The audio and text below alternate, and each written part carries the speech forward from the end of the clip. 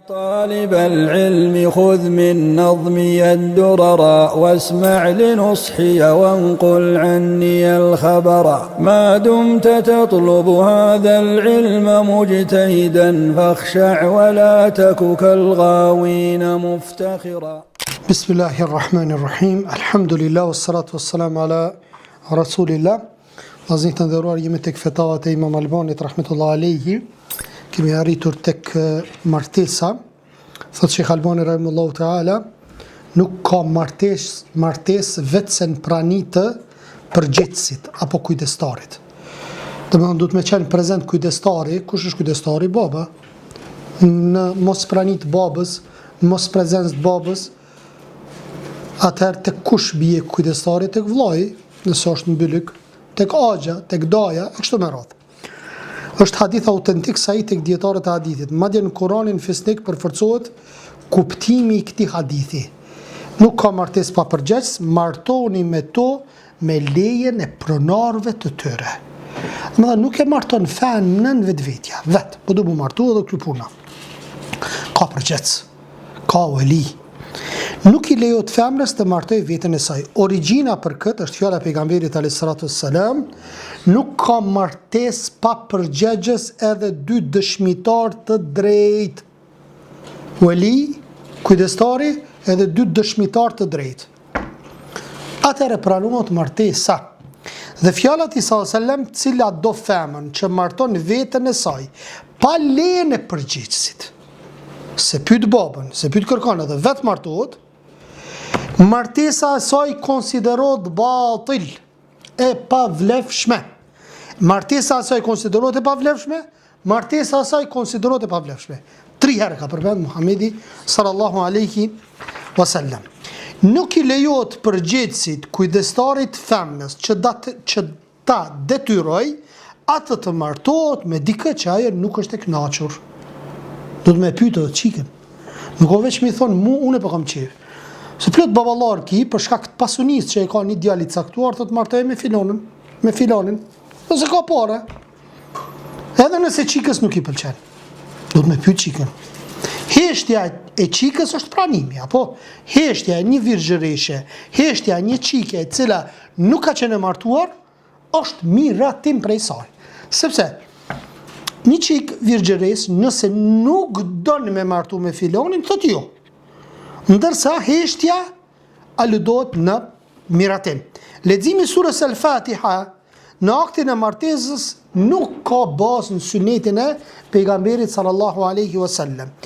Martesa al-mut'a, martesa përkohshme me gratë, është haram për gjithmonë nga pejgamberi alayhi salatu wasalam, sepse ka ndaluar këtë gjë.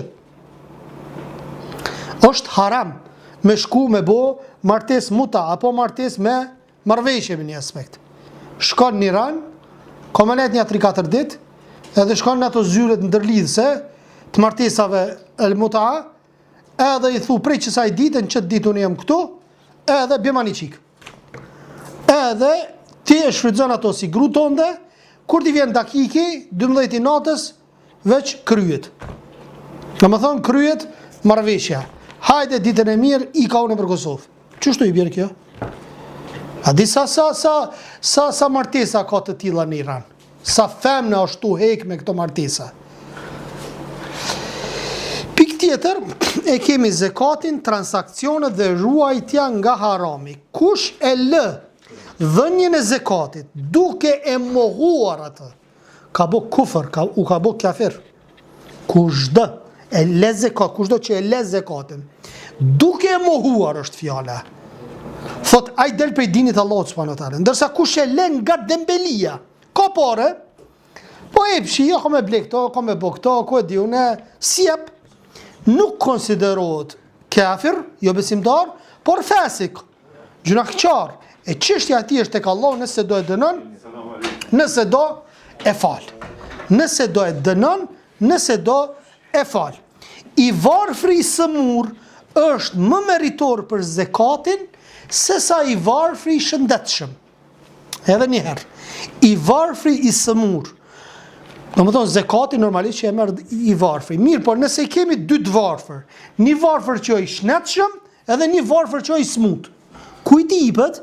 I jepet dvarfrit që ai smut. Sepse kjo i varfër, por edhe nuk mundet me punu se i smut është, ka nevojë, apo? Nuk ka zekat nga pasuria e jetimit, derisa ai të arrijë moshën e pjekurisë, pubertetit, sipas mendimit më të saktë të dietarëve. Domthonë se ka, për shembull, baba i kalon pasuritë jetimit. Edhe ajo pasuri është e jetimit. Derisa të rritet, sipas mendimit më të saktë, derisa të arrijë mbyllëk. Apo fëmia nuk i mirët parja me dhon zekatin. Zekati pasurisë nuk i lejohet të jepet kafirit. Zekati nuk i lejohet të jepet kafirit. Thot, bazuar në hadithin e njohur të Muadhit radhiyallahu anhu, zekati merret nga të pasurit e tyre muslimanëve dhe u jepet të varfërve të tyre muslimanëve.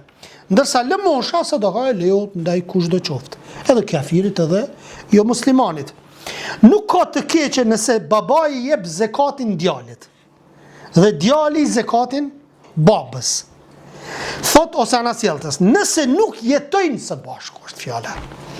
Nëse djali e ka shtëpinë, është ndapi babës, e ka gruën e vet, fëmijët, baba e ka gruën e vet, nonën e djalit, edhe janë të ndarë, sipas Sheh Albonit lejohet me i dhënë zekatin baba fëmijës apo fëmia babës, sepse janë të ndarë.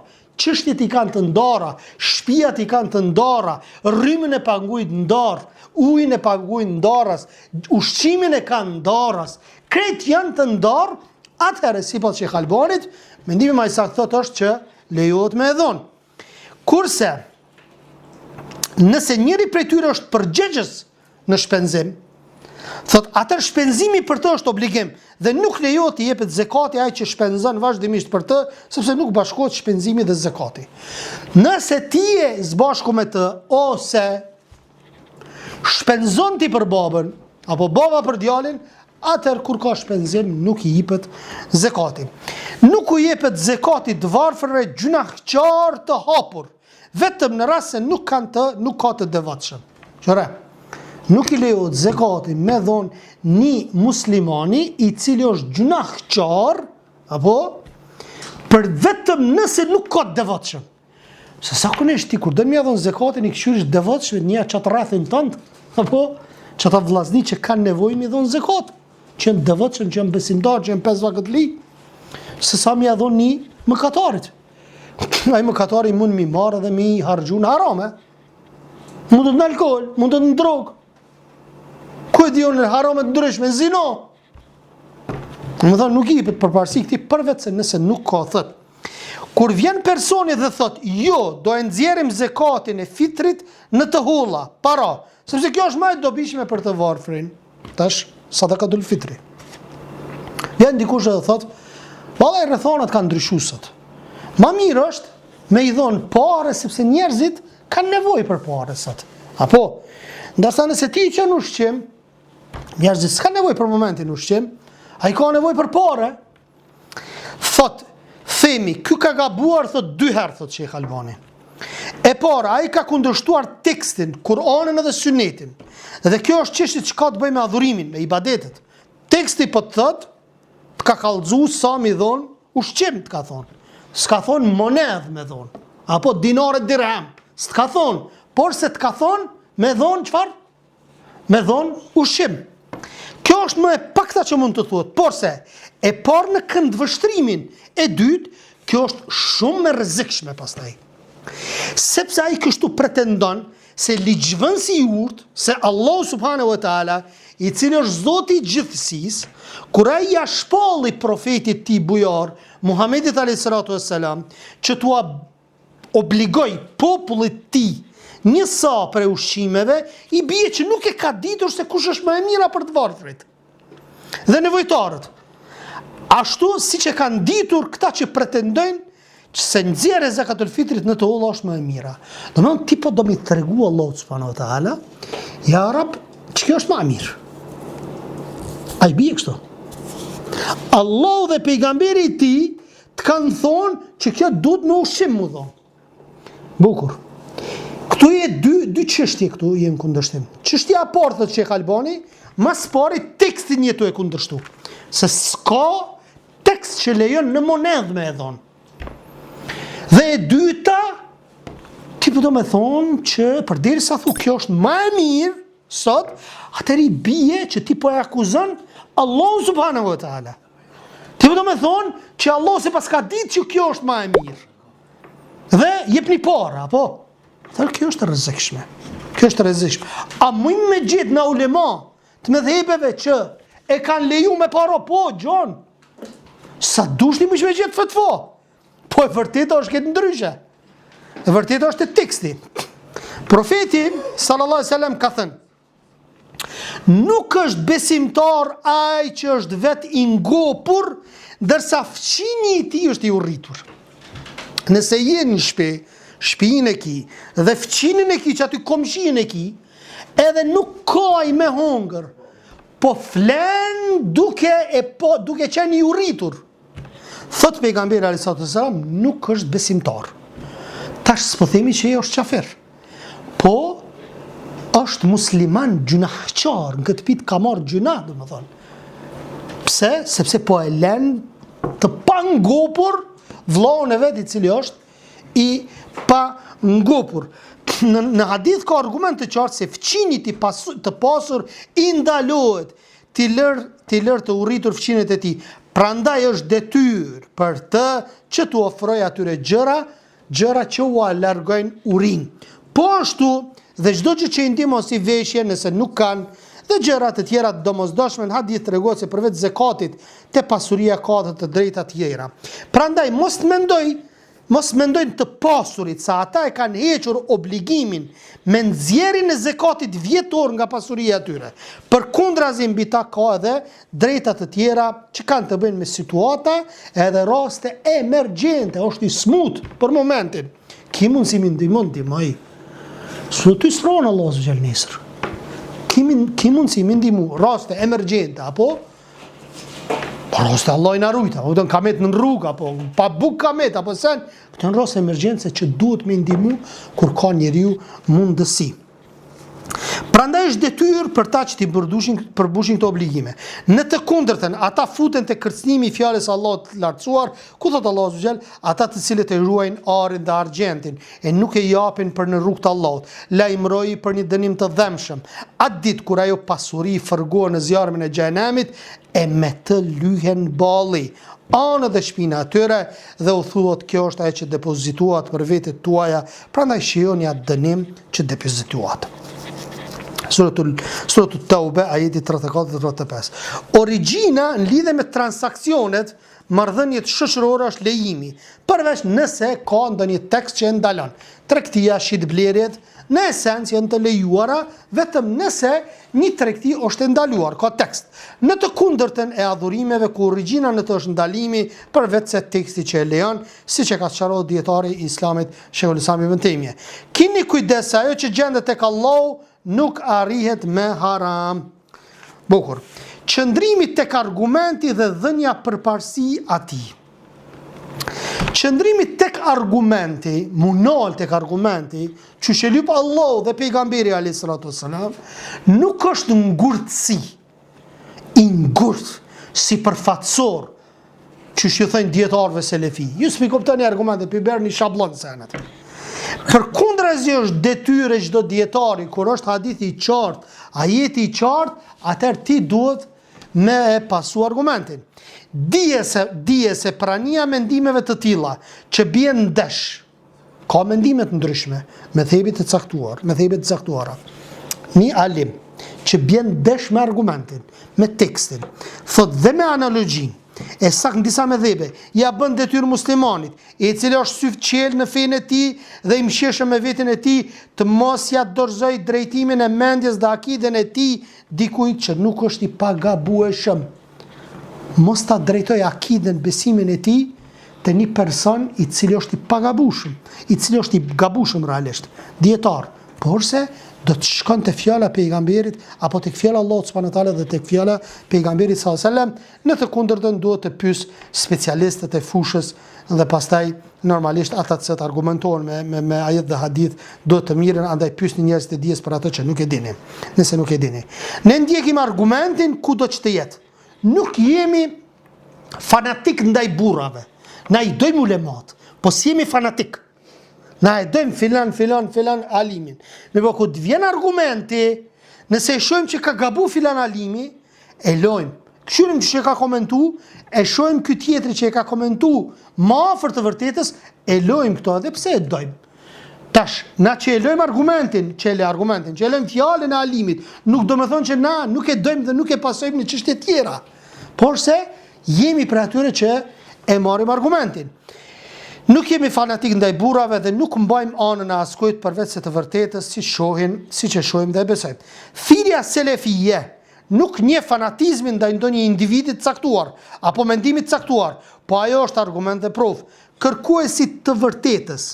Kërkuesit të së vërtetës i mjafton një argument. Nëse i vjen një, nuk lyp bjema dhe një, me thonë. Atë ka ardhur argumenti, ndalo.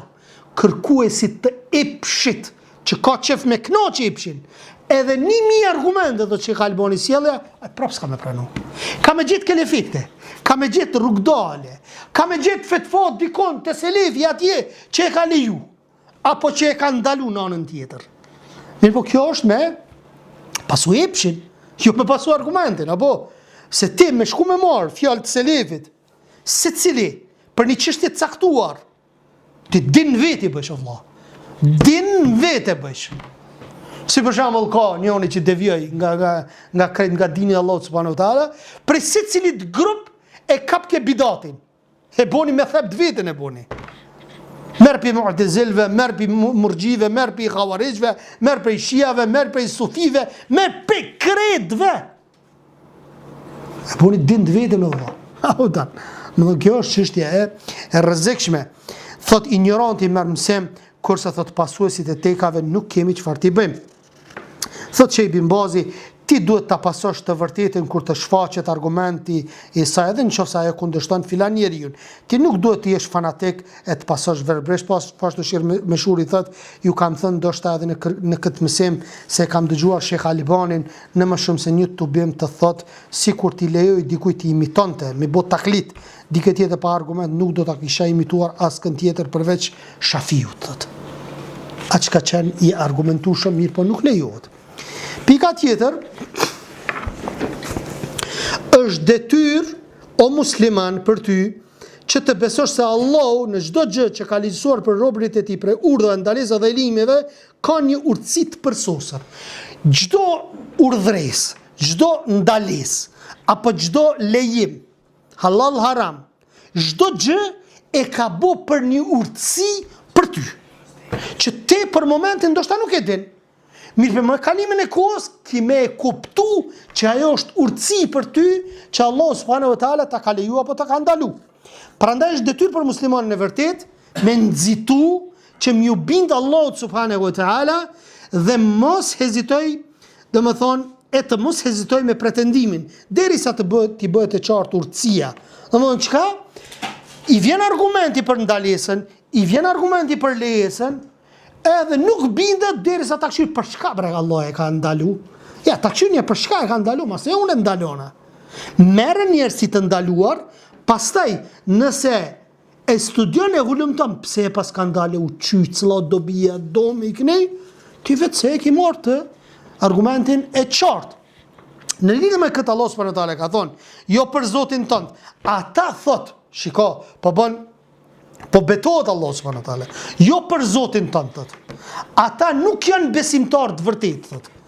Ata thot nuk janë besimtarë të vërtet, derisa të marrin ty për gjyqtar, për kundërshtit mes tyre, pastaj të mos ndjejnë kurfar dyshimi ndaj gjykimit tënd dhe të binden ty plotësisht. Çfarë janë besimtarë të vërtet? Jo ku ma kona mu, unë e pasoj. Ku s'ma kona, se pasoj. Jo, kështu se ka besimtari. Nëherë vjen një gjykim edhe kundër epshit tënd, duhet me pranu. Je rrugë me dikonin për shembull, edhe e ki thonë një mesele të caktuar, ke menu që është ashtu, në anën tjetër tap të kardh argumentin alo. Sepse devijon njeriu. Duhet me pas kujdes, një fjalë mundet më bëj sebeb që njeriu mund me rshit me arrit hidhrimin e Allahut subhanahu wa taala. Kështu jetuan të parët tanë të mirë, selefun salih, Prandaj Allah i madhruar e ngriti dhe i bëri krenar, ata dhe u hapi atyre vendet dhe zemrat e njerëzve. Dhe nuk ka për të përmirësuar fundi i këtij ummeti përveç se çysh janë përmirësu të fillimit ata. Çysh janë përmirësu ata në fillim, çashtu edhe këta në fund kanë më përmirësu me lejen e Allahut subhanahu wa taala. Pika e fundit është muslimani në raport me kafirat apo jo besimtarët. Prej përsosmërisë së legjislacionit islam është se Allah subhanahu wa taala ka ligjësuar në gjuhën e pejgamberit alayhis salam dispozita në të cilën çdo musliman duhet ta ruaj personalitetin e tij. Qoftë në veshjen e tij, qoftë në pamjen e tij, qoftë në karakterin e tij. Çdo sen duhet me rujt karakterin e vet. Mund njoft që ky është musliman. E jo si sot musliman nuk i njihen pe kafirave. Po thon disa prej muslimanëve, sa përgjithësi na me mjekra njihemi. Apo si të na shohin me mjekër sen, thënë ky është musliman, besimtar. Ama përgjithësi ishe musliman, nëse merr një musliman dhe një kafir, nuk e dallon. Nuk e dallon kafirin e muslimanin. Fatkeqësisht. Pastaj thot ta ruaj pamjen, siç tham, pamjen e tij islamet, mos vishet e zbukurohet si veshjet e jo besimtarëve, sepse ky imitim me jo besimtar, nga njëra anë tregon dobësinë e atij që imiton dhe nga ana tjetër tregon forcën e atij që imitohet. Pse po e ul vetin ti mi imitu qafirat? Ti kallzoj vetën tonë, ti je krenar me imanin tënd, ti tek Allah je shumë i ngritur, tek Allah mos pari pastaj tek melajt përmendesh ti tek Allah subhanahu wa taala. E po don mi imitu qafirat. Pse po imiton? Ata s'kan as dinai as iman, s'kan as moral, as karakter, as kurgjë s'kan. Pse po i imitan ata? Më dhëm bojat, krenarin tonde, si musliman, e jo i shojmë disa musliman, juve morë me kalzu që po fat namaz, para mëna. Edhe derin qatë mos i vjen morë me kalzu që është musliman, apo që fal namaz. S'po themi, kur jetosh në mesin e kufarve me pas në esit, mesin e muslimanve, qëtu i ki? I vjen morë, ku t'ja nis namazit, i vjen morë me kalzu. Pse me vla po t'vjen morë? Ti e ngritur të Allah subhanahu wa taala. Pse mi emitu ata? Ata në të emitojnë ty. Sepse, kur ti e imiton dikonin, i bie që ti e i dopt. Ti e, s'po di çfarë fjale me thonë. Më thonë, je i dopt para atit të fortit. Për shembull, ai ki vërit sot, njeriu për mu bo sa ma i ngritur apo, ja nise fol anglisht. Terme angleze. Ma me kallzu që unë jam i ngritur. Ja. Nëse don mu ngrit, fol atë arabisht fjalë, fol gjuhën e Kur'anit. Fol. Edhe mburru me atë fjalë. A kemi pas na shqiptar, na pak më të muçëm, që jemi në kohën e Jugosllavisë, për një shko, nën shqiptar folshin serbisht. Ti e ma i ri, na i kemi pa. Nën shqiptar ishin, me një organizat caktuar, apo me një punë caktuar, për një shko serbisht folshin nën vetë. A e vetën, subhanallah, shqiptarje, muslimani, pse për ullë vetin poshtë? E kur ta ullë ti vetin poshtë, a i ty të nënshman. A kur e tregon ti atë burnillëkun tënd, që je musliman, njëkohësisht edhe shqiptar, atëherë respekton më shumë. Ma thonë që shtu du të më konë, edhe muslimani, po edhe shqiptari, shtu du të më konë. Besimtari fort, thot pejgamberi a.s. është më i dashur tek Allahu, se sa besimtari dopt, por tek secili ka mirësi. Pra besimtari i fort në besimin e tij dhe në bindjen e tij, në përsosmërinë e legjislacionit të Zotit të tij, as se si nuk vishet dhe nuk zbukurohet me veshjet e jo besimtarve, nga se pejgamberi sa ka ndaluar ashpër nga kjo gjë. Kush i përngjason një populli, ai është prej tyre. Nuk është e lejuar për muslimanët, burra dhe gra, të përngjasojnë me jo besimtarët, qoftë në adhurimet e tyre, qoftë në festat e tyre, apo në zbukurimet dhe veshjet e tyre. Të veçanta, nga se kundërshtimi jo besimtarë dhe përngjasimi me ta është prej synimeve më të larta të legjislacionit islam. Nuk lejohet, thot, udhëtimi nga vendet islame për në vendet e kufrit, përveç kur është e nevojshme. El-Huda wan Nur. Lejohet udhëtimi për në vendet e kufrit për t'i ftuar njerëzit në fenë e Allahut subhanahu wa taala dhe për tregti, për atë që është i mbrojtur me edukimin e saktë islam dhe që është i martuar. Pastaj kemi një shpjegim çështjen e qëndrimit musliman në vendet jo muslimane, që është i rrezikshëm për besimin dhe fenë e tyre, por në rast nevoje i ka dy kushte bazë. Kushti i parë, ruajtja e fesë edhe e besimit. Kjo do të thotë se muslimani që shkon në ato vende duhet të ketë dije të mjaftueshme për fenë edhe besimin e tij. Kushti i dytë, mundësia praktikimit edhe shfaqjes së besimit, me kry obligimet. Kur nuk të lejen me kry obligim, normalisht nuk lejohet hiç. Në ato vende, pas plotësimit këtyre dy kushteve, qëndrimi i muslimanëve në vendet jo muslimane ka disa forma. E para është, qëllimi jot me qëndru në ato vende është mi thirr njerëzit. Kur ti qëndron atje, mi thirr kafirat në islam, me përhap islamin. Gjë e cila është një lloj xhihadi, por që kjo kushtëzohet, thot, me mundësinë e kryerjes së këtij misioni dhe mos pengimin ato vende. Kur ti shkon me bot davet, të pengojnë, atë normalisht i s'ki shmenet, se duhet mu të rek. Pikë tjetër, për studimin e gjendjes fetare dhe besimet e njerëzve të atyre vendeve me qëllim që të paralajmërojnë njerëzit nga devimet e tyre. Për shembull, shkon dikush me një mision të caktuar në vendet e jo muslimanëve për me tregu rrezikun pastaj kur ti kthehesh në Kosovë apo në vendet muslimane, më ju tregu çto i kanë devime. Po ti duhet të jesh i fuqishëm. Ti du t'jesh i fuqishëm për t'i parë ato devimet e tyre. Pastaj thot, qëndrimi për nevojat e shtetit musliman, si që janë ambasadorët, delegatët, këto normalisht lejohet, sepse këto janë marrëdhënie ndërshtetërore, apo kur shkon për shembull disa vjet, rrin pastaj ndryshohet ambasadori. Qëndrimi për nevoja personale, tregtia, kurimi, gjë të cilën e kanë lejuar dietarët. Për shembull, shkon bën tregtime çafirat apo je i smut, s'ki mundësi mushnu ashtu, shkon në vendet e kufarëve, kjo nuk ka ndalesë, apo. Pastaj thot, qëndrimi për studimet shkollore. Për shembull, nëse me një vend musliman nuk ka një drejtim i caktuar. Tena. Përpara në Kosovë nuk kemi pas universitet në gjuhën shqipe, edhe shqiptarë që kanë bo, kanë shku sërbisht në Beograd e kanë kryer për doktora.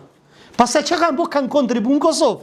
Apo në kësi raste, nëse nuk friksohesh që i ekspozohesh devimit atje, shkan, ja merr dijen e dynjos edhe kthehesh, kontribon tek populli yt. Domethënë, këtu kjo pikë përfshihet në pikën para kësaj. Thot, në fakt po kjo është më rrezikshme, sepse studenti merr prej mësuesit dhe prej vendit ku studion. Këtu është një rrezikshmëri vllazni, se na shohim për shembull kur një student prej këtu shkon në vendet e kufarëve, kur ta sheh, bëhet më i keq se sa që u kon këtu. Sepse nuk ka qenë i fort këtu të u kon ai besimtar.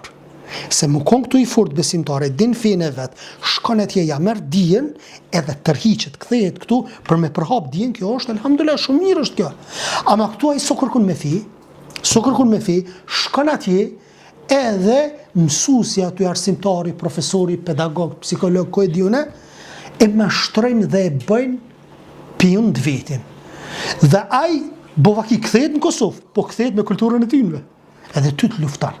Si shpishojmë disa, për pos kone kam shiru Allah subhanahu wa taala vllaznit tonë që i kemi në Evropë, që janë besimtar, që i kanë mesgjidet, që i kanë set që perujnë dinin, tjertë kanë dalë fare. Keni pa këtë televizjet anti-islame për Evropës për bon. Pse kanë hub dinin, e kanë hub gjuni, kanë hub kretë. E kush pimbron që ta shqiptarë që në Evropë, veç xhamia, veç mesgjidi, veç që të organizatat islame që po takone me zveti shqiptarët musliman shqiptarë. Pastaj thot, gjithsesi për këtë qëndrim ka disa kushte tjera, shtesë mbi ato dy kushte të bazë, që studenti të jetë në gradë të konsiderueshme pjekurie, më koni pjekun me ditë çka të bo, që mos mund ndiku prej kafirave. Thot, sepse do të ishte shkatërimi i madh për ta dhe popullin e tyre, sepse me njerë do të binin prej mosbesimit, të ketë dijet mjaftueshme për fenë e tij, që të dalloj mes të vërtetës dhe të pavërtetës, të jetë fetar, praktikuesi i rregullt i fesë, i devotshëm, që studimin ato vende të jetë i nevojshëm për muslimanët. Nëse nuk është i nevojshëm, ka vend tonë me kry, atër kryen vendin tonë dhe mos shko atje. Pastaj thot, udhëtimi me qëllim për të qëndruar jetuar në vendet e kufrit nuk lejohet. Kush jeton me idhujtarët, ai ka hequr mbrojtjen e Islamit nga vetja, por lejohet vetëm në rast domosdoshmërie, patjetër.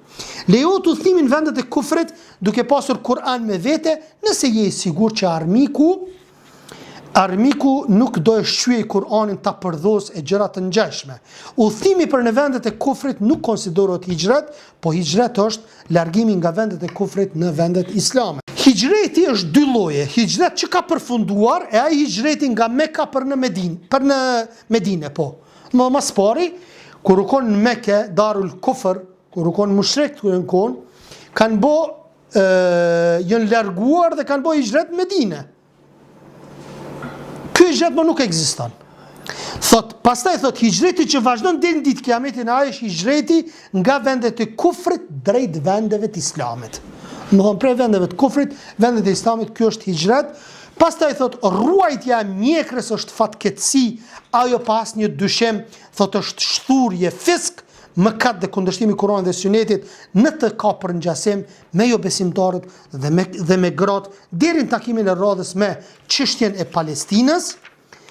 Pastaj e kemi pasojat e shpifjeve kundër Imam Albanit rahmetullah alej, përmirësimi i moralit, edhe po e përfundojmë këtë libër me lejen e Allahut subhanahu wa taala. Subhanaka Allahumma wa bihamdik, ashhadu an la ilaha illa ant, astaghfiruka wa atubu ilaik.